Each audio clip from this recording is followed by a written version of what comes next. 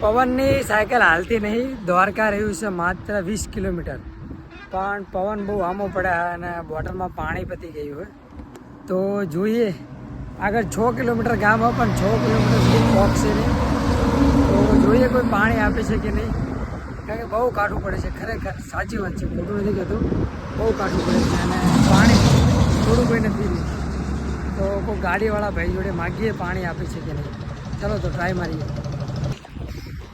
મિત્રો ખટારો ઊભો રહી ગયો પાણી માટે. બહુ ગાડીના લાભ વાત કર્યો પણ ના મેળ પડે એટલે ખટારો ઊભો રહી ગયો તો મેળાઈ ગયો. પાણી પાણી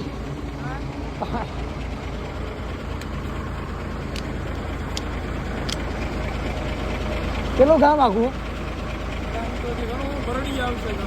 વચ્ચે હોટલ નહીં આવે કે હોટલ?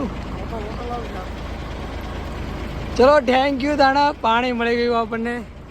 આ ગાડી તો ઘણી ઊભી રખાય પણ ગાડી ના ઊભી રહી પણ ખટારો ઊભો રહી ગયો. તો તમારો ખૂબ ખૂબ આભાર ભાઈ. બસ બસ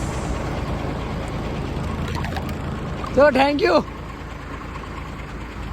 ચલો તાણે મિત્રો પાણી આલ્ફેર પણ મળી ગયું છે. પૂછ્યું આપણે ગામનું તો કીધું કે ગામ આવશે આગળ 6 કિલોમીટર અને હોટલ પણ આગળ થોડીક આગળ છે. પણ એમનો ખૂબ ખૂબ આભાર કે આપણને બોટલ ભરી દીધી છે.